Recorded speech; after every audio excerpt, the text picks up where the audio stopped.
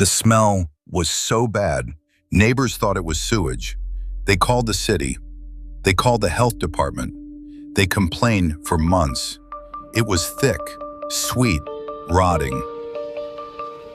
And inside that house, just a few feet away, 11 women were decomposing. Some in crawl spaces, some buried in the backyard. One skull wrapped in a bucket. The man who lived there? Former Marine, factory worker, recently released from prison. Women were still walking through his front door. This is the story of Anthony Sowell, known as the Cleveland Strangler. But this isn't just about a serial killer. It's about proximity. It's about invisibility. And it's about what happens when warning signs are treated like background noise. Let's tear into it.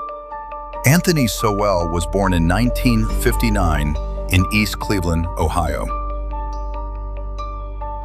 Crowded home. Single mother. 7 children. Extended relatives living together. Accounts from family describe violence inside that house. Physical abuse, humiliation, electrical cords used as whips. One relative would later report that Sowell began raping her when she was 10 years old.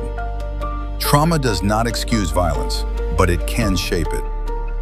At 18 years old, Sowell enlisted in the United States Marine Corps, Parris Island. Overseas deployment to Japan, commendations, good conduct medal. On paper, he was structured, disciplined, functional. He was discharged in 1985. 4 years later, the pattern began to surface. In 1989, a pregnant woman tried to leave his home. He bound her hands and feet, gagged her, choked her until her body tingled. She believed she was about to die. She survived, and she reported him. He was charged with kidnapping and rape, but he pled guilty to attempted rape. He served 15 years. Then in 2005, he was released. And here is the part that should sit heavy. Strangulation is one of the strongest predictors of future homicide. Research consistently shows that non-fatal strangulation drastically increases the risk of later lethal violence. He had already shown the pattern, and he came back to the same community. He moved into a house on Imperial Avenue in Cleveland, worked factory jobs, collected scrap metal, collected unemployment. Neighbors described him as quiet. Women started coming and going. Many struggled with addiction. Many were vulnerable. He would invite them in to drink or smoke crack cocaine, and then he would choke them. Strangulation is intimate. It requires sustained pressure. It requires proximity, eye contact. It is control, physically imposed. And when someone gets away with it once, the barrier lowers. Here's what makes this case different. He wasn't transient.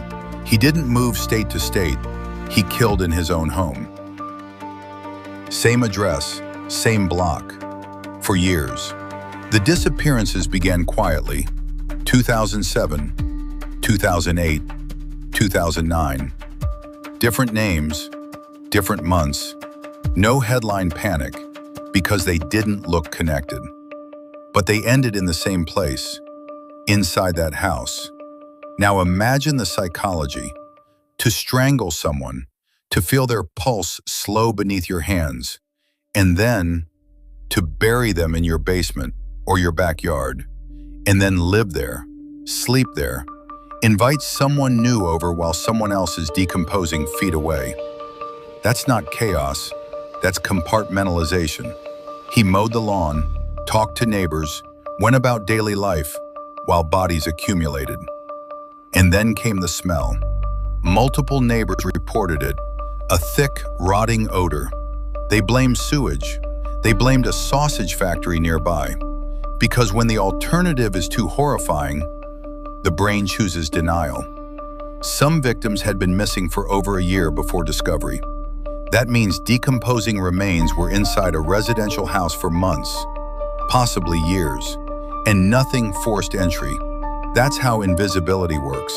Not secrecy, normalization. He targeted women struggling with addiction.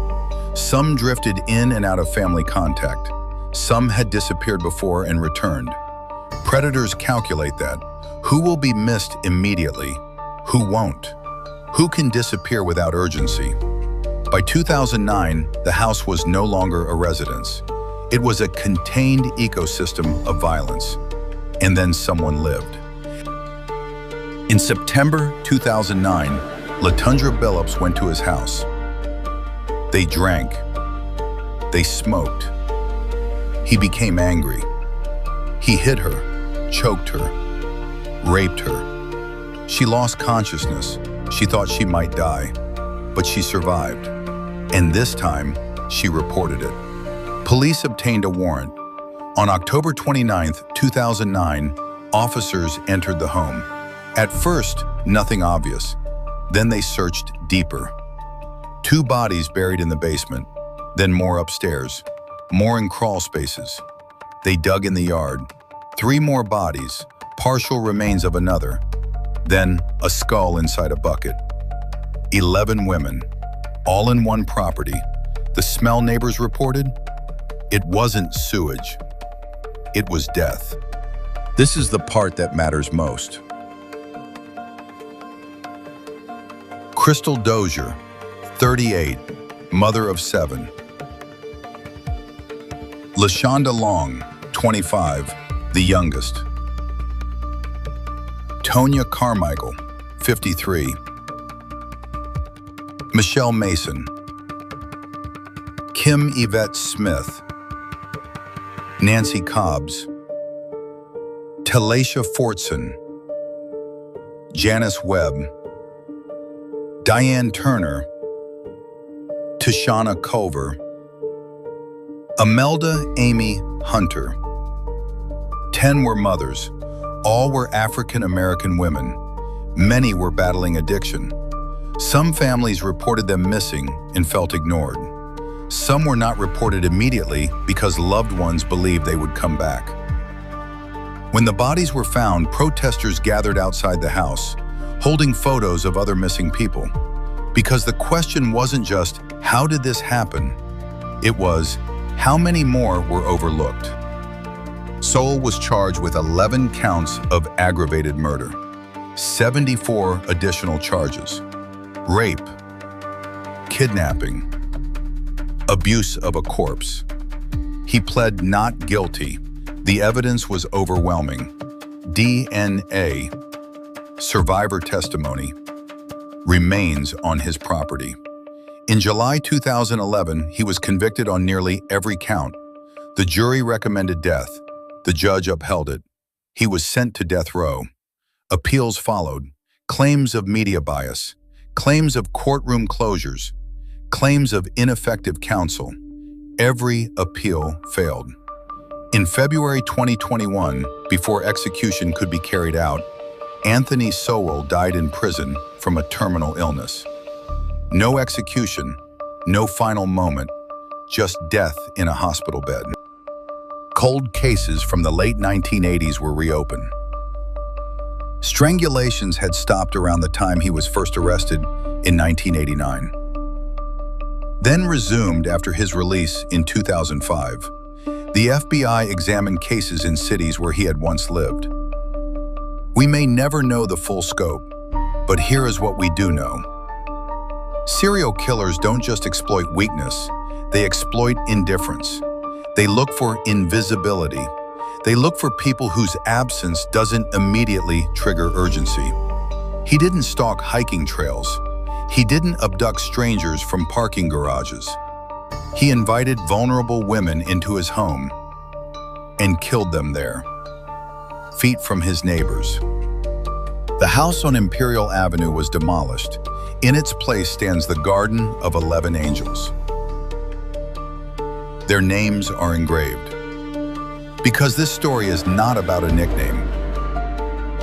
It is about systemic blind spots, a prior strangulation conviction, warning smells, missing women, and a neighborhood that sensed something was wrong but didn't yet know how wrong. Anthony Sowell is dead, but the pattern isn't. Strangulation remains one of the clearest warning signs of lethal escalation. Addiction still creates invisibility. Missing persons cases still receive unequal urgency. The terrifying part of this story isn't just what he did, it's how long he was able to do it. Sometimes monsters hide, sometimes they don't, sometimes they live next door, and the only reason they continue is because the warning signs were treated like background noise. If you want to understand how systems fail before killers escalate, that's where we're going next. Because some crimes are shocking and some are preventable. Thanks for watching.